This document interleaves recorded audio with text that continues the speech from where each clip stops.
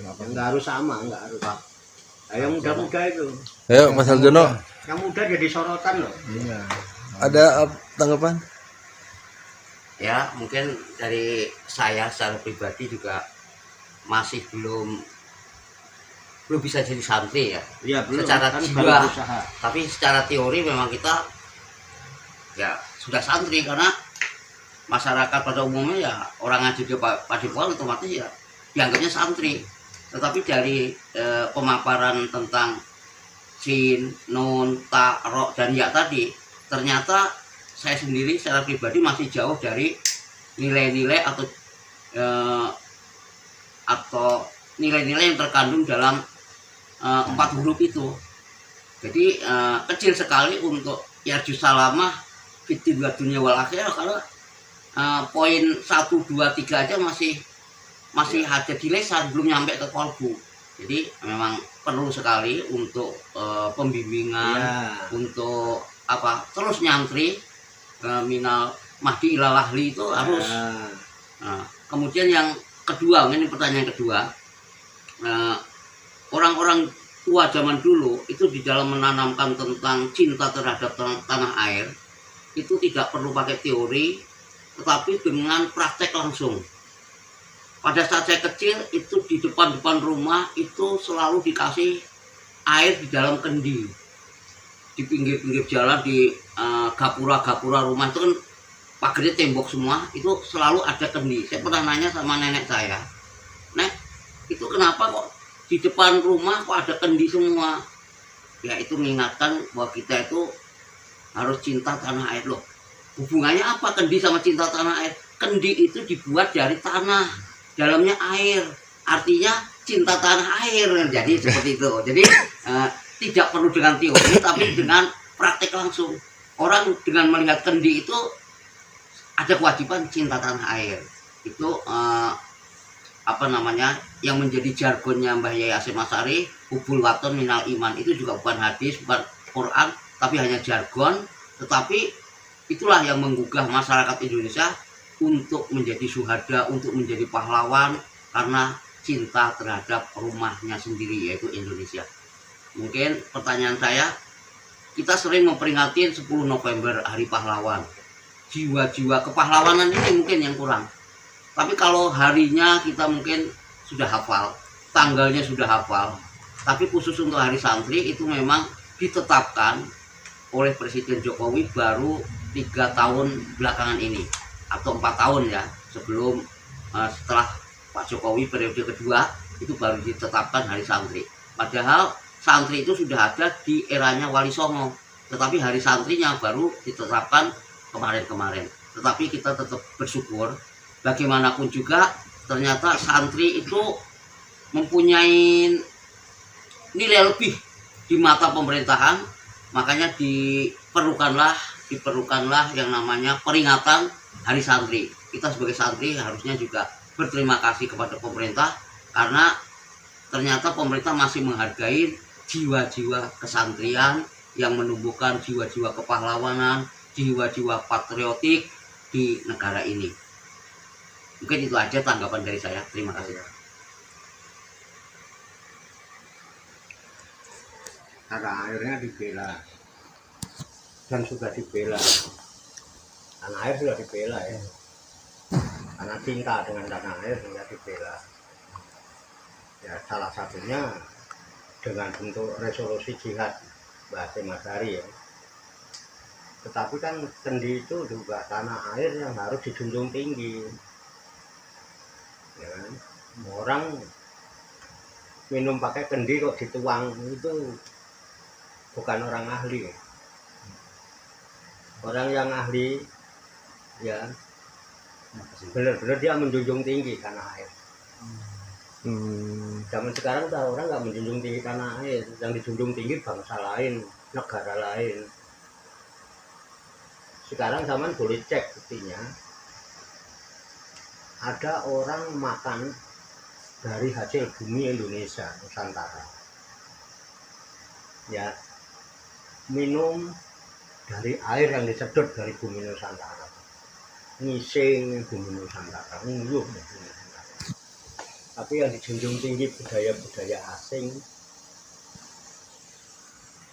Makanya filsafah yang tadi dicontohkan kurang mengena di kapan itu. Itu. Tetapi yang pasti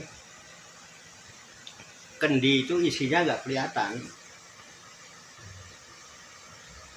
Ya, tapi kalau kita tuang selalu airnya jernih dan diminum menyegarkan. Itulah jiwa santri. Berusaha membersihkan jiwanya supaya jiwanya tetap murni, nggak ada embel-embel tendensi macam-macam dalam melakukan sesuatu apapun. Itulah pahlawan. Kalau sekarang nggak ada orang mau niru pahlawan apa, mau perang orang, pahlawan itu identik dengan perang lawan musuh kok yang dipahami masyarakat kita, pemuda-pemuda kita. Kita nggak punya musuh sekarang, mau perang sama siapa? Perjuangan yang besar pahlawan yang bisa mengalahkan dirinya sendiri. Dia jaga supaya tetap murni, tidak terkontaminasi, tidak terjajah, tidak diintervensi oleh unsur-unsur dari luar diri. Merdeka, berusaha merdeka, kayak kendi. Tanah airnya dijunjung tinggi gitu, yang keluar putih dan menyegarkan. Seger Pak minum air kendi itu. Yes. Kalau ada kendi saya berani nih lomba minum pakai kendi. Ayo banyak-banyakan minum air kendi.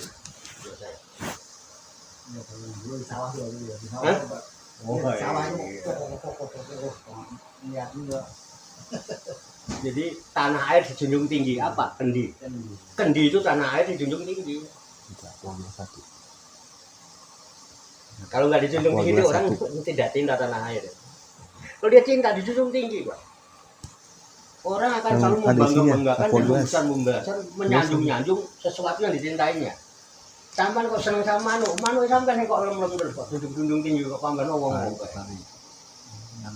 Iya kan? Yang kecil yang Karena cinta. orang Oh iya. orang tua punya anak kecil, Iya. biasanya main dia di tanah itu sama air katanya. Jadi main kecek-kecekan biasanya dia tanah air, katanya cinta tanah air. Jadi main itu kecek-kecekan itu kadang-kadang gitu. Betulnya. Jadi begitu ya kita sinau bareng sinau. Ayo bareng-bareng lah. Sila bareng-bareng ini dulu lah yang ditanamkan karena apa ini podo-podo lagi sinau nyantri kan gitu. Ayo bareng-bareng nyantri. Bareng-bareng. Enak Pak. Itu mana jamaah? Dan harus jamaah Pak. Kalau kita ngaku Islam, kok nggak ada jamaah? Nggak ada Islam itu. La Islamah illa bijamaatin. Nggak ada Islam kalau nggak ada jamaah. Wala jamaata illa bi imaratin. Jamaah nggak akan ada kalau nggak ada imamnya. Nggak ada yang mimpin. Namanya berjamaah itu ada imam, ada makmum. Wala imarota illa bituatin. Nggak akan ada imam, nggak ada pemimpin kalau dia nggak taat. Imam ruko, makmum kudu ruko. Walaupun makmum masih punya pekerjaan lain, tinggal pekerjaannya itu ikutin imam. Sampai takbir Allahu Akbar. Habis gini kan ruko harusnya. Tapi begitu imam sujud, kita nggak boleh ruko. Tinggalkan dulu rukumu. Ikutin imam. Imam lagi sujud. Loh, masalah ketidaksempurnaan, nanti imam salam sempurnakan.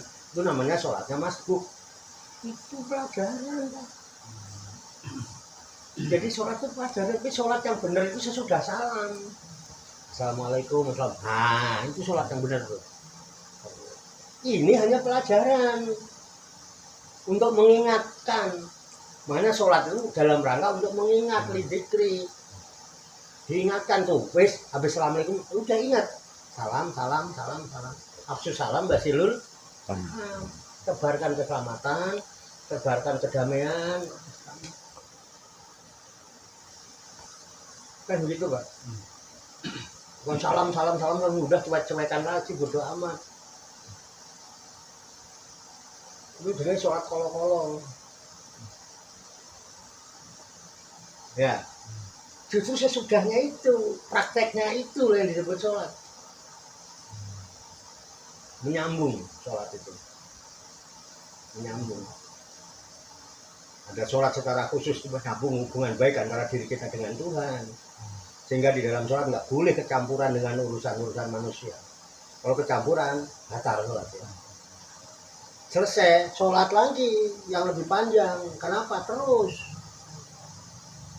menyambung hubungan baik antar sesama manusia, membangun jamaah, tapi dengan tetap batasimu bisa belilah, tetap berpeganglah dengan tali Allah, karena kita berkehendak ingin berjalan menuju Allah. Wala tafarraqu, jangan lepas batasimu tuh, berpegang teguh erat, bisa belilah, jami'an, bareng-bareng dengan sendiri. Ayo, wala tafarraqu, jangan sampai lepas. Itu Pak, sebetulnya kita belajar begitu dari kita aja. Misalnya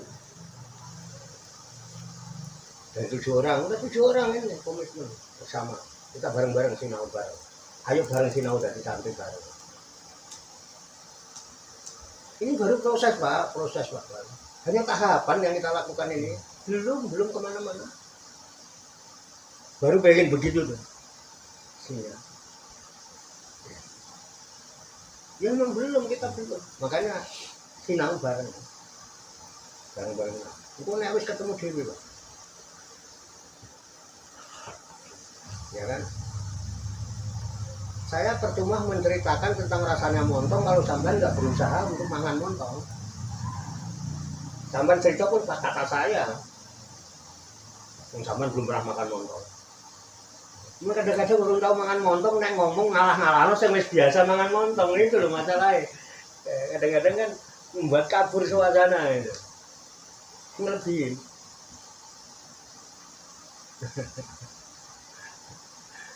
Kadang begitu. Jadi itu masalahnya itu sebetulnya, makanya ngaji. Jalan yang paling mudah ngaji. Karena amal apapun kan bisa maju tanpa ilmu. Merusan mengatakan itu, man bigori ilmin yakmal amaluhu marhudatun laku bali. Itu. Kemudian juga al ilmu bila amalin kasadarin bila samarin, sama. Orang berilmu tapi tidak diamalkan, sama kasadarin seperti pohon bila samarin yang tidak ada buahnya.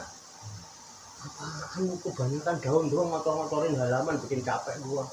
Kagak ada buahnya, pinter orang buahnya, asarnya nggak ada. Jadi apa manfaat yang bisa diambil? Tapi pokok bagi murid ya, bukan santri ya. Santri itu arahnya nanti jadinya murid Pak. Jangan pakai bahasa santri lah. Nah, santri kalau sudah leren. Kalau murid itu butuh. Murid itu orang yang mempunyai kemauan, kehendak, keinginan, butuh, punya kebutuhan muridun. Berkehendak. Ngomong butuh terus karo Gusti Allah. Umpama dadi wong alim tetep aja sebutannya al-fakir. Zaman kalau masih butuh kepada selain Allah, jangan coba-coba menyebut al-fakir, sampaikan, jangan. Zaman rapatnya butuh karo Gusti Allah. Akeh lali ini. Ulama-ulama seperti itu mana nulis buku, kitabnya sudah banyak. Al-Fakir, kenapa? Dia kaya Pak. Iya, tapi dia merasa al-fakir apa? Orang yang sangat butuh kepada Allah. Kenapa? Emang dia murid. Santri. Jadi santri yang mati. Minal mati lah.